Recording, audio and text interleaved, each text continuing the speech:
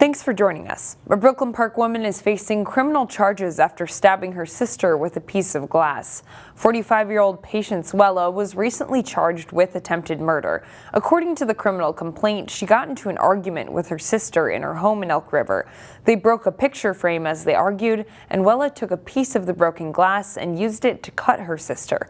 Police say the sister was bleeding profusely when they arrived. She's been booked in the Sherburne County Jail. Minnesota food bank leaders came together at the Capitol on Tuesday, calling for policies to address hunger in Minnesota. 5 leaders from food banks across Minnesota shared their concerns with the media in a news conference. Second Harvest Heartland of Brooklyn Park was one of them. Second Harvest CEO Allison O'Toole said that according to a new study, 1 in 5 Minnesotans are food insecure, and 30% of families are worried they can't afford food. We can't stress enough that any reduction to SNAP benefits will turn the current crisis into a catastrophe. O'Toole said the federal SNAP program provides families with even more than food shelves do. She explained if those programs are cut, busy food banks will be strained even more. Sophia Linares-Coy, executive director of the food group in New Hope, asked the state to increase investments in food relief programs. It is why we are asking the state legislature to increase investment in the Minnesota Food Shelf Program. It's a program that the food group coordinates in partnership with Department of Children, Youth, and Families to get flexible grants to food shelves statewide. The food banks are asking lawmakers for $10 million annually to address the growing need. A Cooper High School teacher is in the running for the Minnesota Teacher of the Year award. Kevin Miller met him in the classroom where he makes a special connection with students. How are you guys doing? Do you have any questions? Just getting settled in? Cooper High School teacher Garrett Bruce. So is 3 times 2 give you 5? Brings a passion to the classroom. Oh, oops. I go through the whole gamut of emotions where I get excited when they get something that they've been working really, really hard on. The X itself still stays X. He's an expert in complicated formulas. Yep, the 12x squared. Like algebra. This looks amazing. And encouragement. Does that make sense? Yeah. A lot of these kids come in with years and years of being told that it's okay, you're not a math person, which is a ridiculous statement in itself.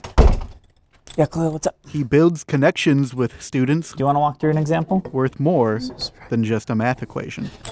It means a lot that I'm able to build those strong, positive relationships with these students. Like, it's something that every year that I try to intentionally do. So what's -1? And those close relationships come in handy. Okay, like in the Sem 1? Yes. Oh, okay. When he's pushing students to learn new and tough topics. So that's kind of like getting them to break through that wall and make them believe that they can do math and they can be successful at it. Combine the terms. That special connection helped bring him a nomination. Because you're going to add those exponents. For the Teacher of the Year award. Just to, #1, be nominated was special in its own right, but to get as far as I have right now, that's pretty amazing. Awesome. He's a semifinalist and the only Robbinsdale area school's teacher left in the running. 7y squared. It's an honor that left him almost speechless. It's hard to put in the words. I don't get into teaching to do any, win awards or make millions and millions of dollars. We're adding polynomials. For Garrett, yep. Remember that square term. That time spent teaching. These are the y cubes. Is an award. One looks good. All its own. It gets me up in the morning. It's still something that I want to go in, want to do, and change students' minds about mathematics as a whole. And in New Hope, Kevin Miller, CCX News. Garrett is one of 31 semifinalist candidates for Teacher of the Year. That list will be narrowed to 10 candidates later this month, and the winner will be announced in May. A new report released this week suggests that Minnesota hotels are bracing for a tough year. Jillian Cleveland reached out to local tourism organizations to see what the outlook is like in the Northwest Metro. Everything we have going on in Maple Grove. Maple Grove has 10 hotels that attract people for a variety of different reasons. They're easy to access, they're comfortable, they're convenient. Greg Ansells is executive director of Experience Maple Grove, and he says those 10 hotels are doing quite well when it comes to occupancy. And year over year, we saw an increase of 9%. So some of those statewide trends that you're seeing, we didn't feel that impact directly here in Maple Grove. Those statewide trends come from a report released by Hospitality Minnesota. The trade group predicts the industry will face declining revenue and fewer customers this year as travel becomes less of a priority, suggesting that recovery from the pandemic is incomplete. Some of the trends you see statewide and the recovery efforts post-COVID, we're not seeing that because we're not necessarily a destination like you might see in outstate Minnesota, where during COVID, resorts shut down. In other words, travel behaviors to places like resorts on the North Shore have changed. But Maple Grove attracts visitors through youth sports and amenities like the 150 restaurants. That's a significant impact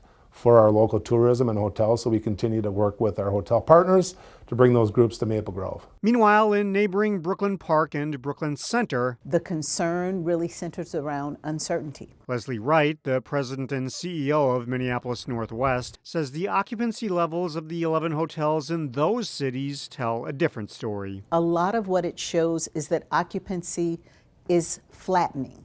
Rising food prices and staffing concerns add to the uncertainty. But to reverse that trend, she says they're working on initiatives to attract more business travelers and youth sports to the area. We have the facilities, we have the commitment of our hotels and community to do those things that are coming back in to the city. Delane Cleveland, CCX News. And finally, someone hit a big lottery win at a Maple Grove gas station, but they haven't claimed their prize. The Speedway gas station on Upland Lane sold a winning lottery ticket worth just over $137,000. It was a North 5 ticket sold on Monday. If you're the winner, you can claim your prize in person at the Minnesota Lottery's headquarters.